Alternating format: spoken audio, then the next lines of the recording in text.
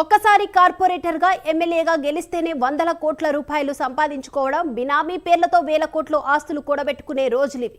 కానీ కేంద్ర మంత్రి స్థాయిలో ఉండి కూడా ఇప్పటి వరకు ఆ నేత పేరుపై ఒక్క ఆస్తి లేకపోవడం ఆశ్చర్యం కలిగిస్తుంది. రాజకీయాల్లో ఉంటేనే బాగా ఆస్తులు సంపాదిస్తారు అన్న మాట అతిశయోక్తం కాదు.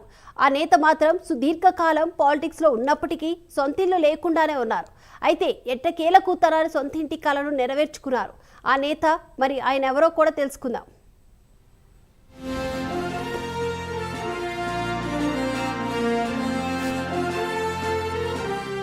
ఎన్నో ఏళ్లుగా రాజకీయాల్లో ఉంటూ తనకంటూ బ్రాండ్ క్రియేట్ చేసుకున్నారు కేంద్ర మంత్రి బండి సంజయ్.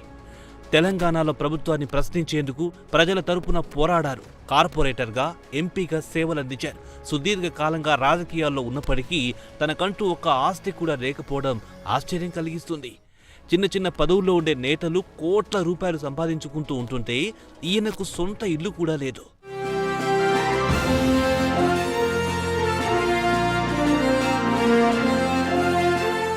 కేంద్ర హోంశాఖ సహాయ మంత్రి బండి సంజయ్ పలుమార్లు కరీంనగర్లో కార్పొరేటర్గా గెలిచారు. అక్కడి నుంచి 2 సార్లు ఎమ్మెల్యేగా పోటీ చేశారు. 2 సార్లు ఎంపీగా గెలిచారు.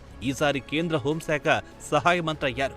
ఆయన సతీమణి అపర్ణ బ్యాంక్ అధికారిగాను పనిచేస్తున్నారు. అయినా ఇప్పటి వరకు సంజయ్కి కరీంనగర్లో సొంత ఇల్లు లేదు. ఆయన అత్తగారింట్లోనే ఉండేవారు. అక్కడి నుంచి రాజకీయ ప్రస్థానాన్ని ప్రారంభించారు.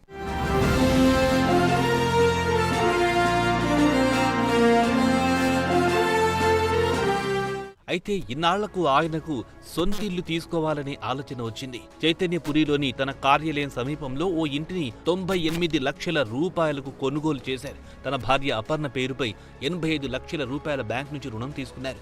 ఇటీవల రిజిస్ట్రేషన్ చేయించుకున్నారు. రిజిస్ట్రార్ కార్యాలయానికి వెళ్లి ఇంటికి సంబంధించి రిజిస్ట్రేషన్ పత్రాలను తీసుకున్నారు.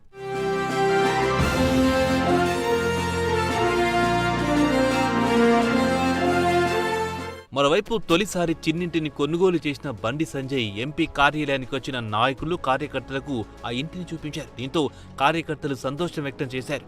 ఇప్పటి వరకు చిల్లి గవ్వ కూడా సంపాదించుకోకుండా పార్టీకి, కార్యకర్తల కోసం ఖర్చు చేశారని, ఇన్నాళ్లకైనా ఓ ఇంటివాడైనందుకు సంతోషంగా ఉందని అంటున్నారు.